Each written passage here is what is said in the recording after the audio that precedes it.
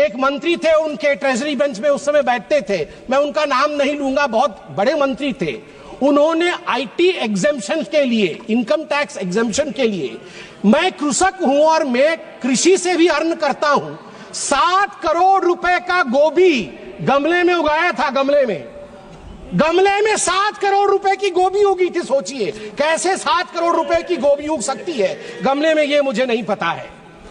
अब मैं 2 छोटे छोटे विषय हैं मगर बहुत मन के अंदर कहीं ना कहीं एक इम्प्रिंट छोड़ेगा, मैं उदाहरण देता हूं।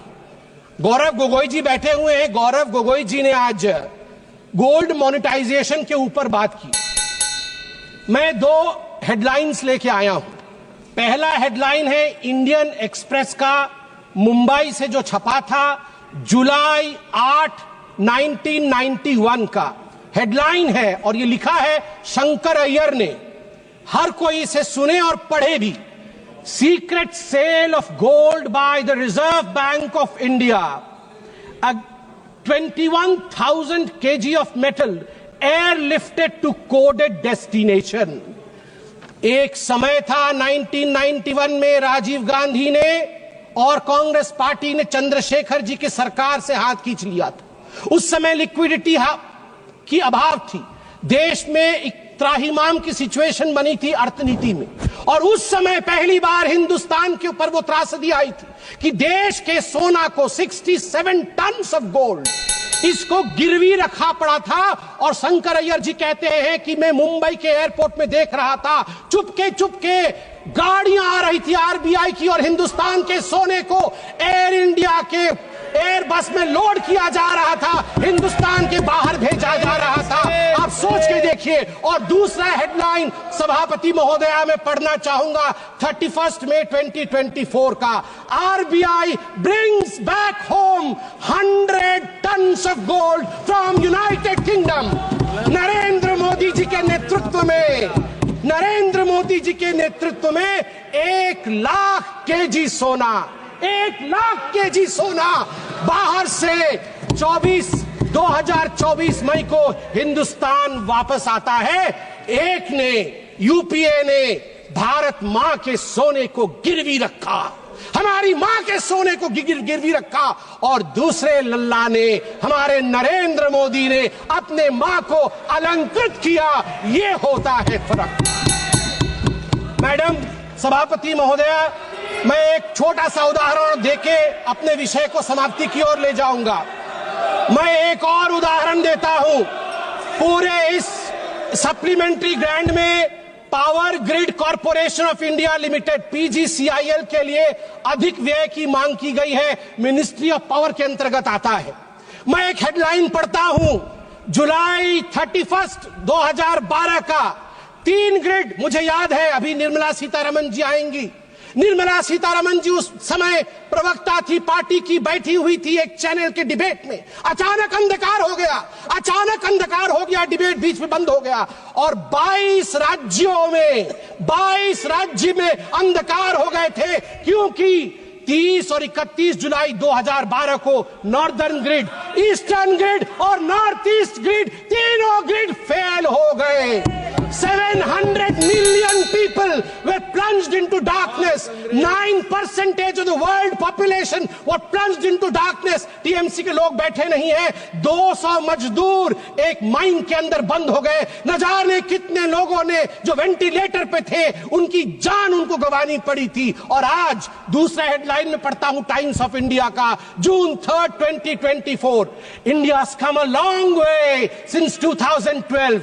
Outage, world's largest, even 250 gigawatt isn't a problem for India now. मई 30, 2024 को अचानक भारत की जो पावर की रिक्वायरमेंट थी वो सारी रिकॉर्ड तोड़ देती है।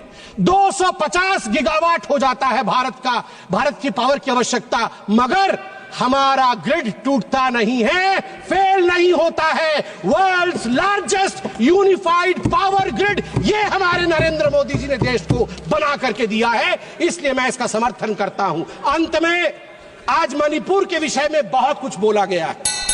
मैं बहुत दुख के साथ कहना पड़ता है मुझे कि यहां कहीं ना कहीं जहां एक एकता दिखना चाहिए, उस एकता की कमी है।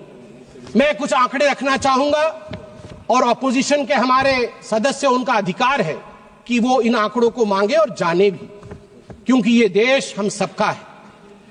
इंटरनली डिस्प्लेस्ड पीपल, आईडीपी जिसको कहा जाता है, उनके लिए यहां प्रश्न उठना भी चाहिए।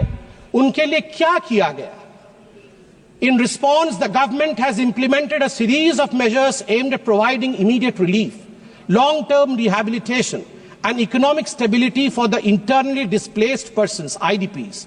These initiatives are housing assistance first, prefabricated housing for 3,000 families to provide immediate shelter, 2,660 houses completed, 2,520 houses occupied, 340 houses will be completed by the end of the month.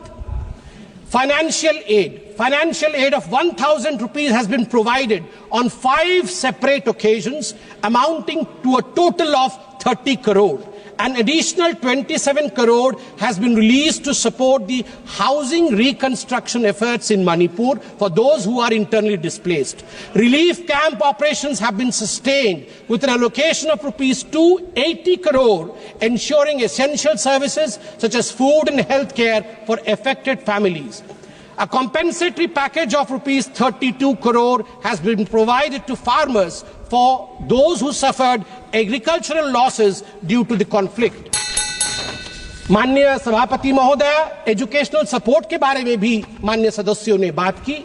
A total of 11,763 displaced students have been enrolled in various educational institutions. The government, schools and colleges have provided free admission.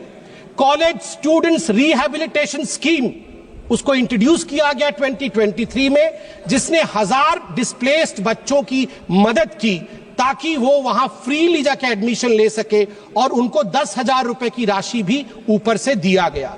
Employment और skill development displaced लोगों के लिए 426 IDP led startups have received government support. ये startup के माध्यम से कई लोगों को नौकरी दी गई, जो अभी 500 इंडिविजुअल उसमें एनरोल हुए हैं हाल फिलहाल में। Cabin crew training in Delhi, जिसमें मैं धन्यवाद दूंगा air India, Indigo airlines, ministry of tourism को धन्यवाद दूंगा। उनके माध्यम से 500 बच्चे मणिपुर के जो डिस्प्लेस हुए थे, उनको यहां प्लेस किया गया है। Free medical treatment has been provided to the IDPs at जेनिम्स। और ठीक उसी प्रकार हमारी जो गर्भवती माताएं हैं इन रिलीफ कैंपों में, उनके लिए भी हर संवेदना के साथ पूरी तरह की प्रोविजन की गई है।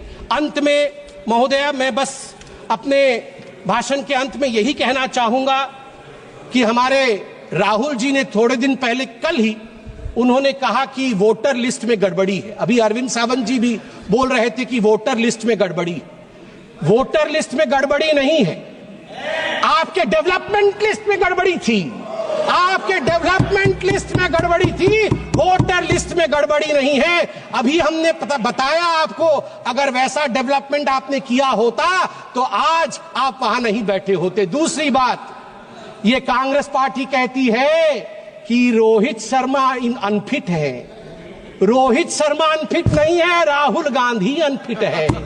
और मैं बता दूं, नरेंद्र मोदी जी के कप्तानी में ही आप देखिएगा भारत विश्व का चैंपियनशिप ट्रॉफी जीतेगी। भारत माता की जय, जय जगन्नाथ।